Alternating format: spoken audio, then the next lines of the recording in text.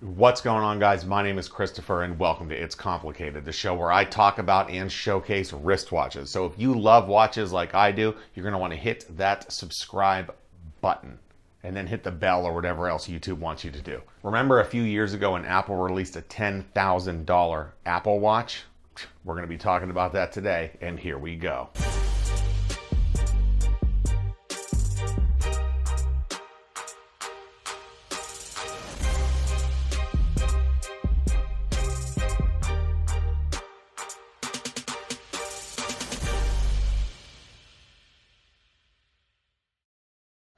So in 2015, the Apple Watch was launched, and the Series 1 Apple Watch came in a lot of different colors, band variations, case variations, etc. A couple of these variations were in solid 18 karat yellow gold and solid 18 karat rose gold, just the case, not the bracelet or anything. So how much did the solid gold Apple Watch cost in 2015? Well, it started at $10,000 for the 38 millimeter version, and the 42 millimeter version was $12,000. Now, there was a bunch of different ways to configure the solid gold Apple Watch. You could do it with different band variations, etc. And these also cost extra money. So all the way up to 17 grand for a solid gold 42 mil Apple Watch. And you're hearing me right now. That means one of the rubber straps with a little bit of gold in the buckle or in the clasp area, that was $5,000 extra.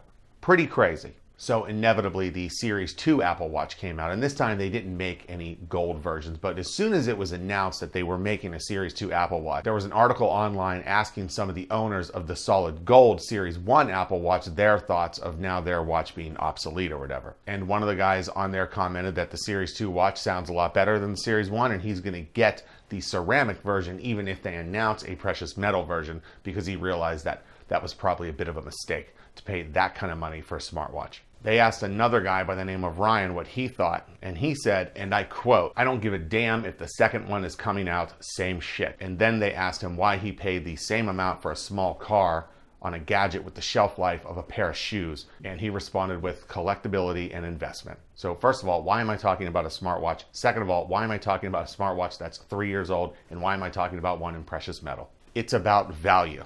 You have to understand that the Apple Watch in solid 18 karat rose gold and in solid 18 karat yellow gold, while it does maintain collectability, it does not, and it did not maintain its value as something like an Omega or a Rolex would. Now, it's extremely rare to find a Series 1 solid gold Apple Watch for sale, period. Because most of these people that own these watches are holding on to them, just like that Ryan guy said, we're talking about investment opportunity. So they have them in a safe somewhere, they paid $15,000, $17,000, $13,000, and they just stick them in a safe and say, hey, one day that's gonna be worth a lot of money.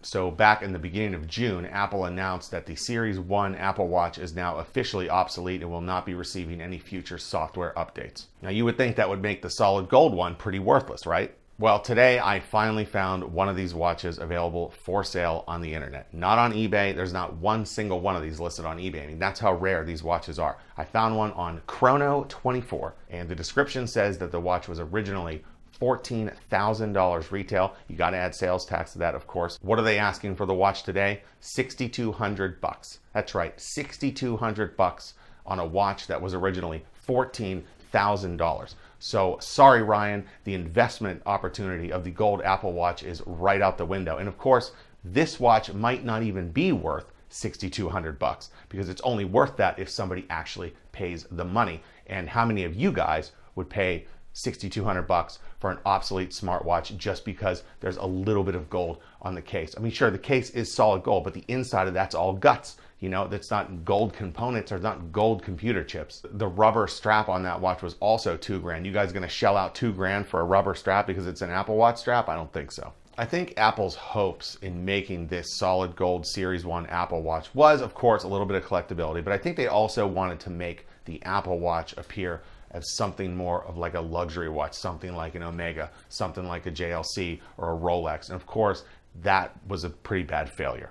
A smart consumer understands that a smartwatch is a piece of electronic tech, and these pieces of electronic tech will not last a lifetime, nor will they be supported a lifetime if they're even supported 3 years down the road, which of course 3 years later, here we are, and that watch is no longer supported. Just a failed experiment from Apple, in my opinion. Matter of fact, when I bought my first Rolex, I went to an AD to get it authenticated, and across the street was an Apple store. Now, this was in 2015. The Apple Watch had just came out, and me and my friend went across the street, and we went inside, and of course, the salesmen in there were going hard on the Apple Watch.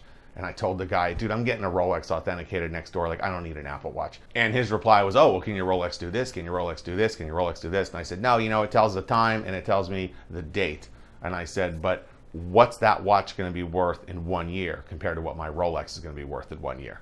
And his response to me was only that Apple has not said officially that there was going to be a second Apple Watch. And of course there was, and I think they announced it within a year of when I was at that store. So 3 years later, is my Datejust still worth what I paid for it? Yes. Is the Generation 1 Apple Watch still worth what people paid for it? No. And you know, a little footnote before I wrap this video up, I think the secondhand market on a lot of these luxury pieces, and you can even throw in the smartwatch, I think the secondhand market is so strong because a smart consumer understands that they don't want to take any kind of depreciation hit. And why not just get a discount? Why not get a bargain on something and have somebody else pay $400 for the Apple Watch and sell it for $200, or have somebody else pay $8,000 for the JLC and maybe they can scoop it up for $7,500. And that wraps up another episode of It's Complicated. Don't forget to subscribe to the show, like this video, share it with all your friends, and I'll see you next time on another episode of It's Complicated.